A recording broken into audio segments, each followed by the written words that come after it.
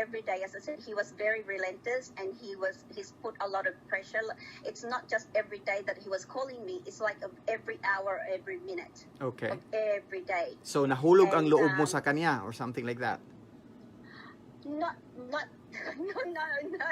Huh? not straight away po. Not Okay. straight away po. Ang Okay. yabang niya po. Okay. That's one thing that really I kept saying to him no. Okay. First of all, sabi ko sa kanya, I'm not used to dating. I'm not used to dating, full stop. And I said that I don't really. I'm not interested to date. And he said, why not? Because I'm tequilang romantico. Okay. So ganito, so can you tell me paano siya nagpakilala sa iyo as the Francis Marcos that yun nalinlang ka rin na ano? And then how did you know na hindi pala siya si Francis Marcos, and how did he went to Australia and connected with you from his NGO? Okay, so after I was introduced, he started telling me about his background. I didn't put two and two together what he was telling me, because I've been out of Philippines now since 1984, 1985. So bata ka my pa. history of the Philippines, yeah. So my history of the Philippines, as well as the political issues and things like that, was already far away from my thoughts in my mind. And the only president that I remember was the former president, Ferdinand Marcos. Okay. Yeah. So basically, go ahead. So basically, he started telling me that I'm Francis Leo Marcos. I'm a cousin of BBM, and he kept referring to his Tita Imelda. I didn't really put two and two together, and I didn't gel anything. And I said, so what? I said, who cares? Yeah. You know? Because then, you don't know, the only Marcos you know is the president, right? Because you were not born. Yes. I mean, 14-year-old, you know. So the other relatives hindi ka familiar, kaya it's a big deal for you na you thought Marcos is a common last name or something, right? Yeah, and I thought he was just joking when he was mentioning BBM, and I really thought that Marcos is such a well-known family. It's like Smith. Johnson, Yeah. You know, all the common names, and that I thought in the Philippines it's similar thing. Yeah. So to me, it just really, it was out of my mind. Didn't even think about it until I said to him, out of a joke, I thought he was just joking. I said to him, I thought that, are you referring to the former president Ferdinand Marcos? Because that's the only person that I know that has that last name. And he just laughed at me, and he said, that's my uncle. Really? And then you believe that? No. No, I didn't. I laughed because what a small world for a Marcos and me, and who's just an ordinary person that would have anything to do with it, right? So I just really just didn't think anything of it. But the one thing that I guess my curiosity sparked was of his charitable. He said that he was a philanthropist, so that's where I started to pique my interest. Was the fact that I thought he was giving. I thought he was generous. I thought that because philanthropist. He said that yeah. So I thought that since he was he's got this charity foundation in the Philippines, and that he's trying to set it up internationally, and he's got other foundation in Europe, US. I think there's also one in Greece, and I think there's one in Singapore. He said that he wants to start one up here in Australia. So to cut the story short, that's the one. That's the thing that you had an interest in him, kasi nga philanthropist, and you're into philanthropy work. And so to cut the story short, he went to Australia to He went go to ahead. start the foundation. So this woman that he introduced me to then invited me to be a part of it, and I really didn't want to.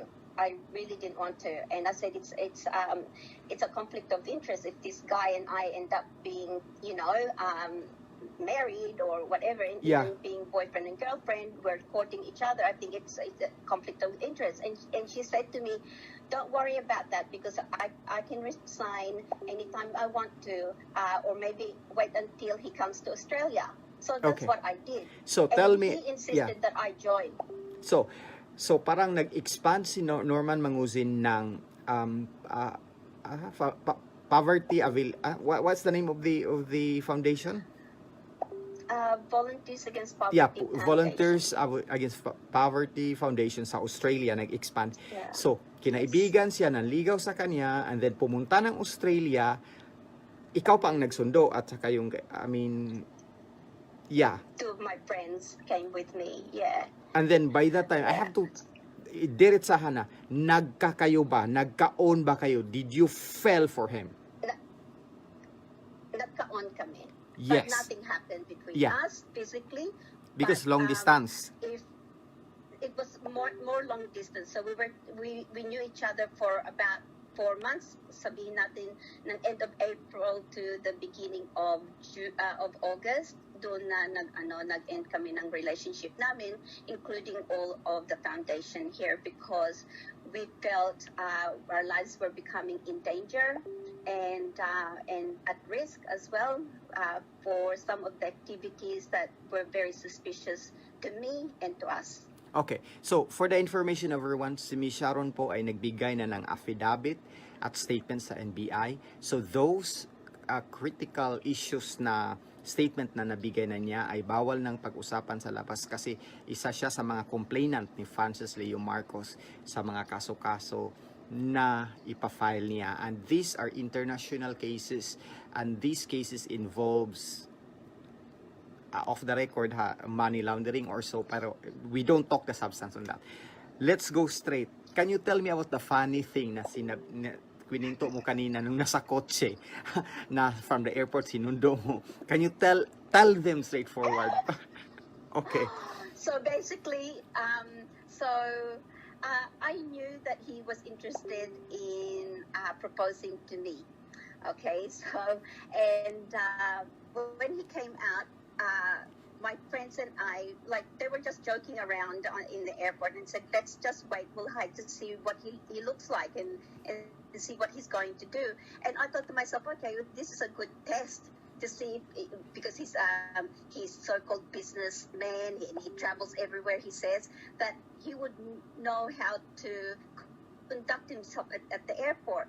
Okay. So we just decided to just sit back and wait. And when he exited out, he looked like a lost puppy. Mm-hmm. He really did. He just did not know where to go. So I said to my friends, look, I felt sorry for him. And I said, let's just say hello, you know. And so pagdating ng kotse, when we got in the car, sabi niya sa harap ng dalawa kong kaibigan na there are 3 things that I wanted to do here while I'm in Australia. He says first is to gather all the officers for the foundation. Second is to establish the foundation. And third is to give this ring to my fiancé. And so he just put the ring on in my finger without even asking me or anything. And then he turned around and he said, that's worth 2 million pesos.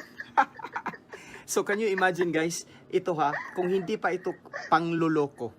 First, kahit mag-on kayo, long distance kayo, first time yung nagkita, parang out of the blue, kumuha ng singsing, sinundo sa airport, kumuha ng singsing, wala naman ka-sweet-sweet or kaano-ano na, make it special kasi nagpo-propose ka. Na-shock siya. Sabi niya, what is this? Na-shock siya. Kasi pumunta daw doon first to create a foundation na nandun mag-organize ng officers.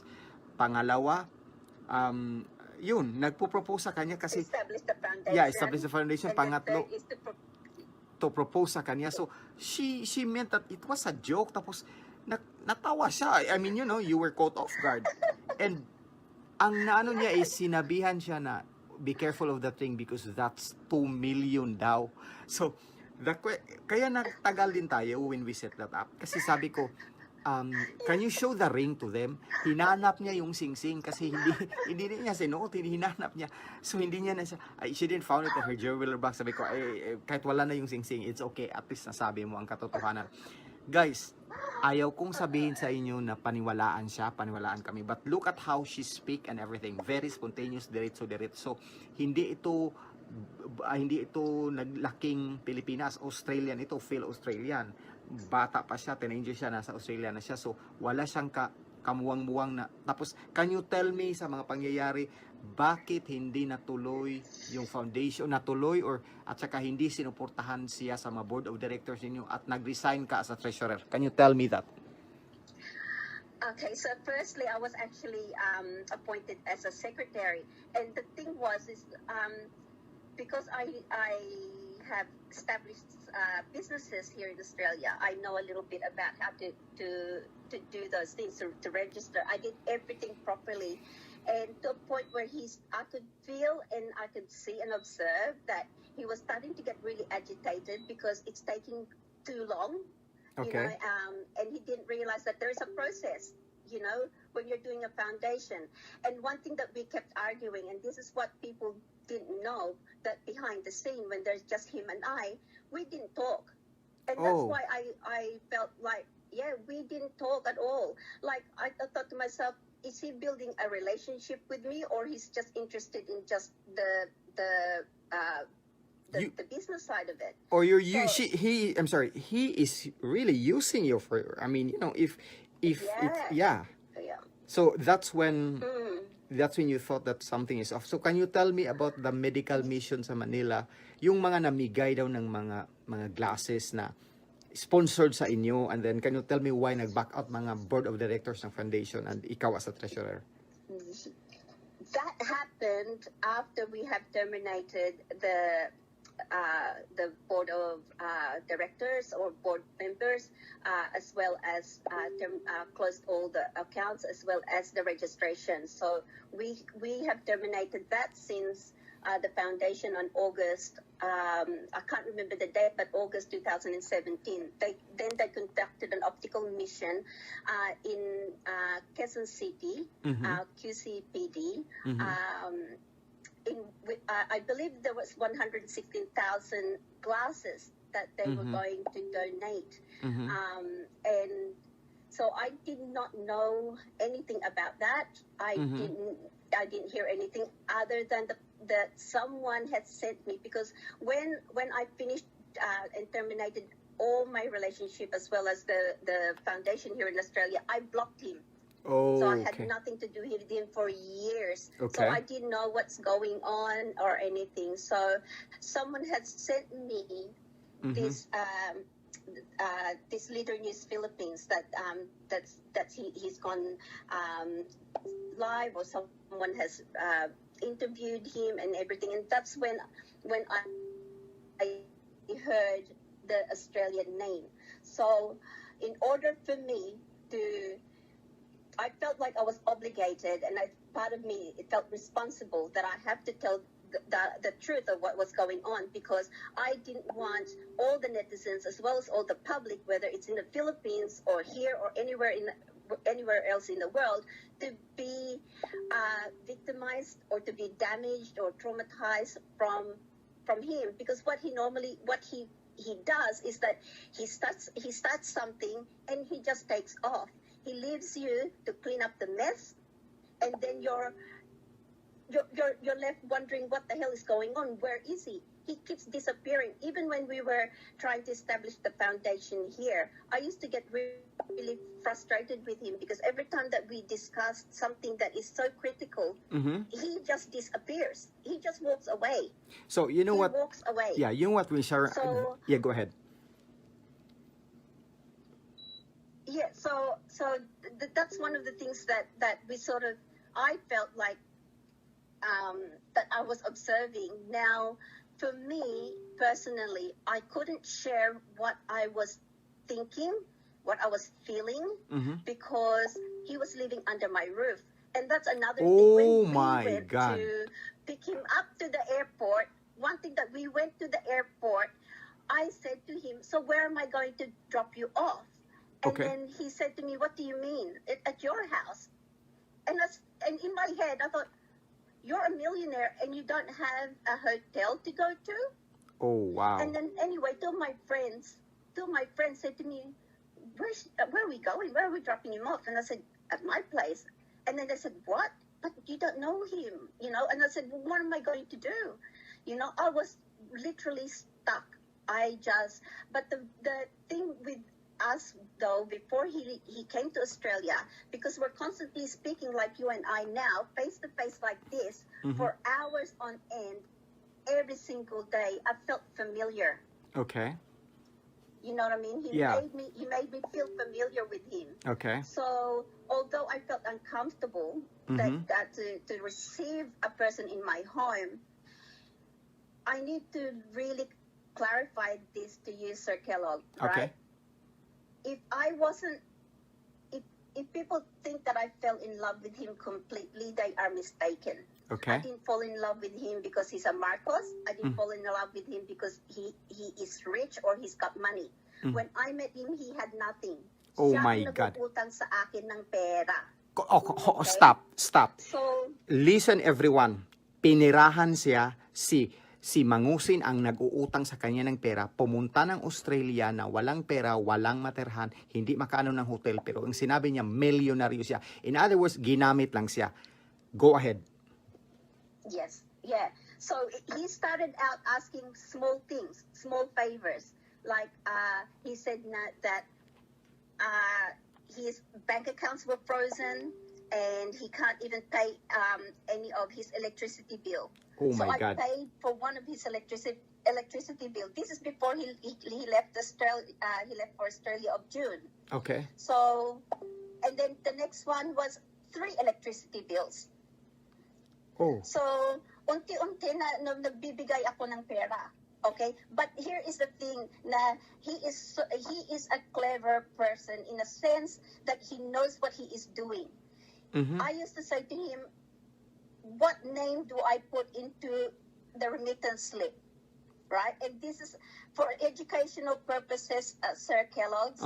Never ever, this is for the listeners out there, never ever ever send money to someone who you're talking to and put the name of someone else's. Now you don't know who they are, because if it comes to bayaran, okay, they'll turn around, wala akong utang sa'yo, give me yung receipt mo, and tapos iba pa ang pangalan na nasa receipt mo. Yaan ang ginawa niya sa akin po. But He you have says all the one of paperworks and ipa-NBI mo rin yan, yung some. mga ano. Some. Yeah. So, The letter of demand. Yeah. I have some of the receipts, but not all. Because in the beginning, I sort of, sa akin kasi maliit lang. When I say maliit, it's like $300. Not really like millions na. Yeah. No. So it's like the first one that I sent, I remember it's about 10 or 11,000 pesos to pay for his electricity. Yeah. The next one was about 30,000 pesos. Yeah. Until it just got bigger and bigger. And so you may think that it's only small for any one of you. The thing that he's doing on Facebook with that Gcash or whatever that is, you know, some people think na 5 pesos here, 50 pesos there, $5 Canadian or $5 US. Kaunti lang yan. But imagine how many population how many people are we? Yeah, if you add everything, yeah. If you add collectively, that becomes millions. That's right. So you think that you haven't been victimized? Think again. So, Miss Sharon, if I may ask, again. when you saw Norman Mangusin, A.K.A. Francis Leo Marcos, hitting the airwaves at the internet, when you first time you saw him, what was your reaction?